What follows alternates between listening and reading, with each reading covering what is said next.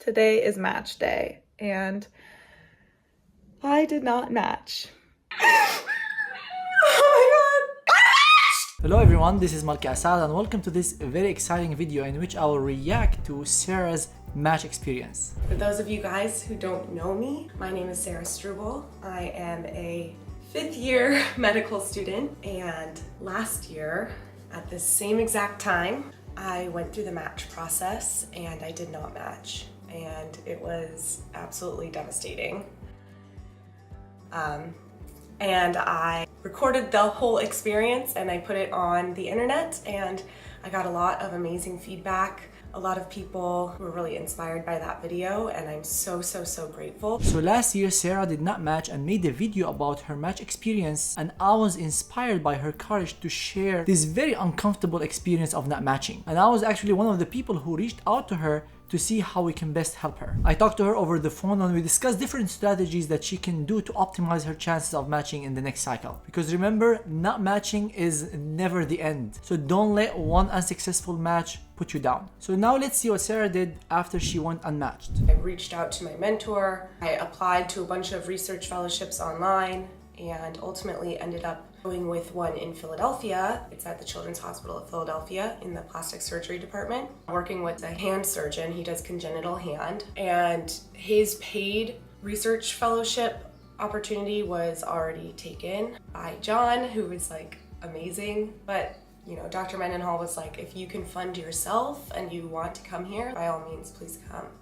And so I did that. It was crazy, but I'm very grateful to my school because they basically funded my research year. So after Sarah went unmatched, she decided to do a research year at the Children's Hospital of Philadelphia. And this is one of the points I discussed with Sarah, and I thought it was a great idea to do that because research will help you build connections with people who are known in the field, especially at a big hospital like CHOP, which is associated with the University of Pennsylvania Plastic Surgery Residency program. So definitely being in a place like that helps you to build connections with people who are known within the plastic surgery field or whatever field you're doing your research in, which ultimately will help you to match into residency. Also, getting letters of recommendations from people you work with closely during your research time will increase your chances of matching. And of course, the value of research itself in the form of publications, presentations, the research experience for programs that are looking to graduate academic physicians. And the same applies for international graduates when they go unmatched, because there is very little you can do outside research. Because if you graduated, you don't have the opportunity to do hands-on electives, which are highly regarded when you apply to residency. So you can still do observerships or hands-on externships, but I don't recommend spending a whole year doing that, because when you go unmatched, you know that result by March. So you have almost 6 months until you submit your application in September, and then 6 more months during the application cycle from September until March,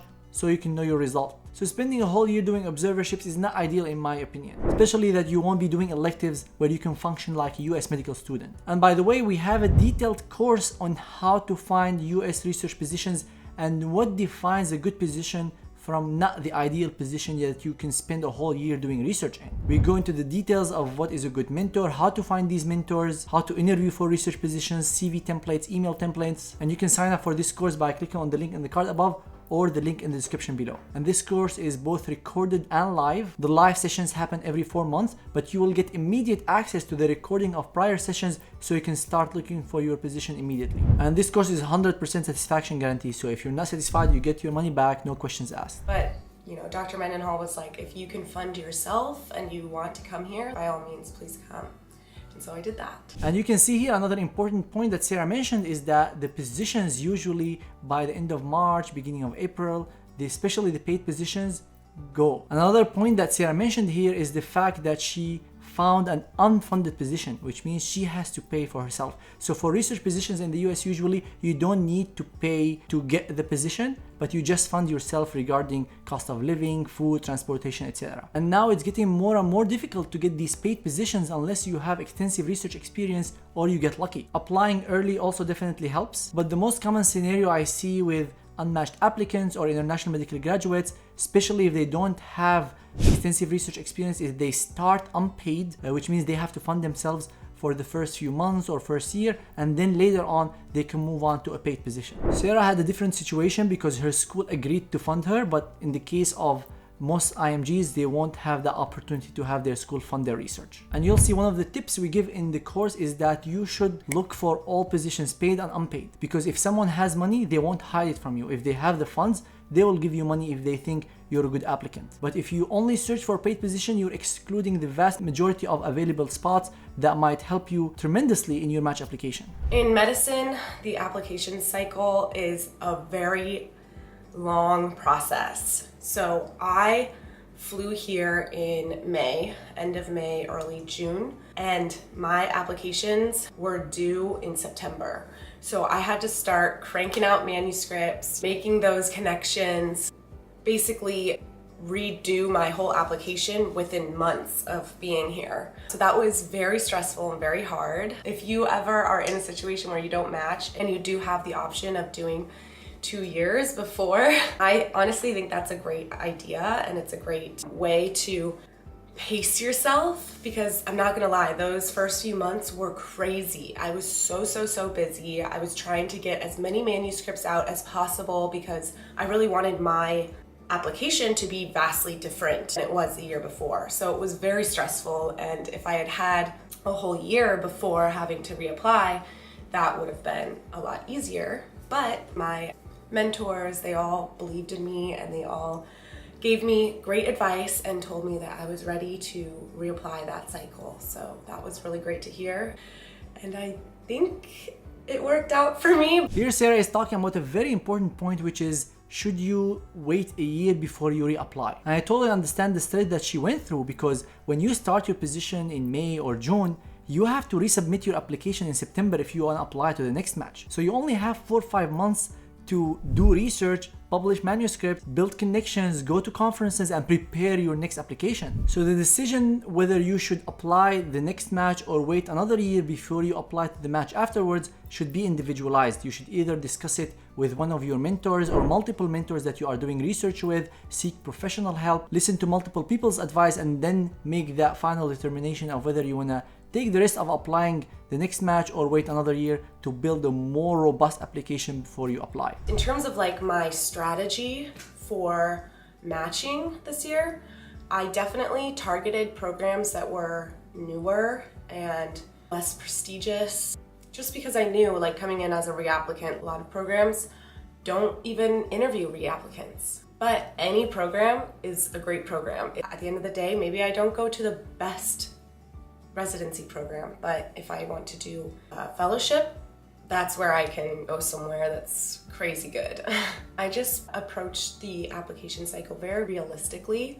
So I just targeted those programs that I thought I had a chance at. This is a very important point that Sarah mentioned, which is targeting realistic programs. And it's not like I'm saying that some applicants should apply to certain programs and not, but if you are, for example, an applicant with 220s, you have an attempt, or you don't have much research, maybe targeting Hopkins and Harvard for your internal medicine application might not be the most wise thing to do. So you should look at the type of applicants in each program. Are they from a similar school, from a similar background, similar step scores? And you can get some of these information by looking on the program website. Sometimes they share this information about the average score of people who match in this program, or look at the Residency Explorer. Sometimes they have information about the program as well, to identify whether you have a realistic chance of matching at these programs.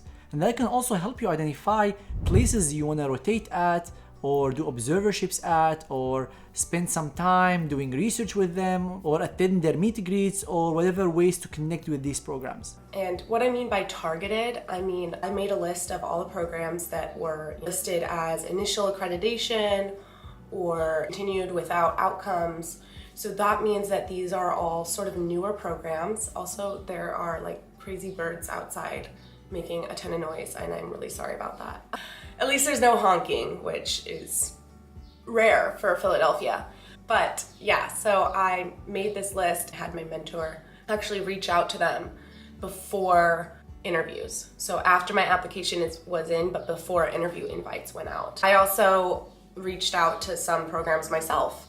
And this is a great advice Sarah gave about targeting program and reaching out to them. You can reach out to residents from these programs. You can reach out to the program director, see if they have any opportunities for you to be involved in their grant rounds, if there is any remote research project you can work on, if you can spend a week or two observerships with this program, that can send a huge signal of your interest in that program. But obviously you can't do it with all programs. Sarah had the strategy of picking these newer programs, and I'll share in the description of this video the link to find these newer programs on the ACGME website. But again, this strategy has to be built one-on-one. That's why I recommend, if you don't have a mentor who's very experienced with this process, to seek professional help. We have phenomenal list of advisors from different specialties, so make sure to reach out to us if you need any help with your residency application or strategy to optimize your chances of matching next year. Also, if you need help with your personal statement, ERAS application, interview preparation, we have amazing match application packages that you can take advantage of to ace your match. The silver includes 1 edit of your personal statement, 1 edit of your ERAS application,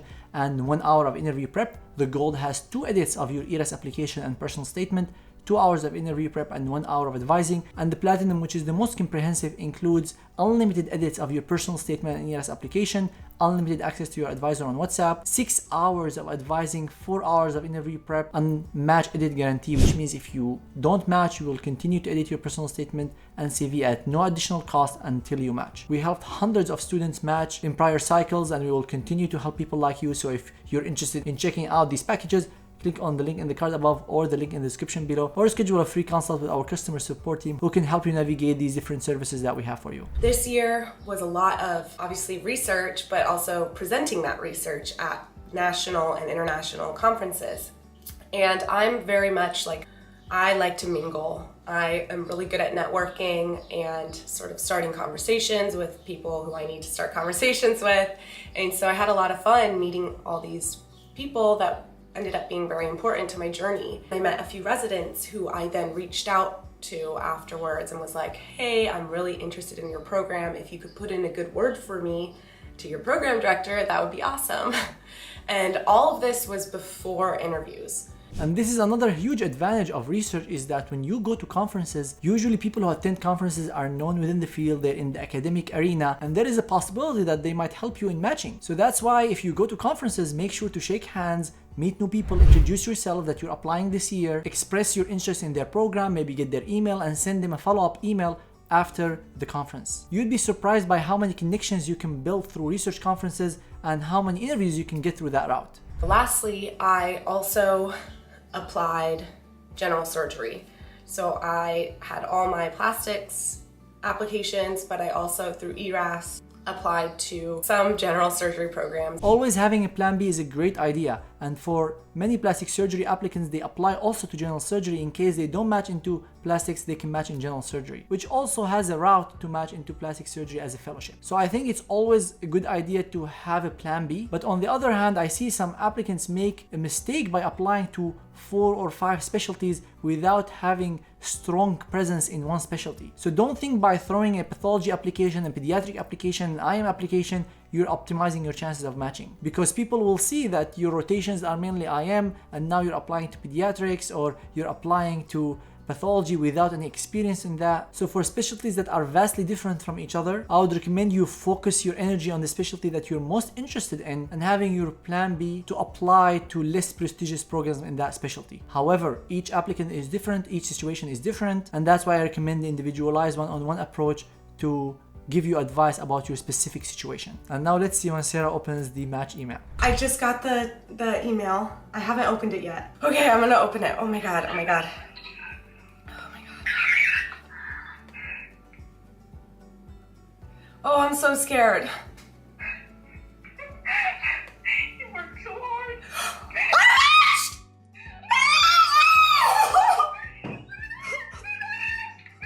Congratulations, Sarah. I'm sure this is a moment that is filled with happiness and joy. And I went through this process myself. I know how stressful it is to open that email and see first that you match and then where you match on Friday of that week. And because I went through the process, our advisors have gone through the process. We want to help people like you make this dream come true. So if you need any help with your match application, with your personal statement, ERAS, interview prep, advising, make sure to check out the Match Guy services or schedule a free consultation with our customer support team who can help you navigate the different services we have to help you ace your residency application. And now I want to end with the final advice from Sarah, which I found very inspiring. Moral of the story is don't give up. Don't give up. Because if you're really passionate about something and you put your energy towards it, like, it is possible. It can happen. So don't give up. Even when you fail. Get yourself right back up and keep going. Thank you guys. Love you all.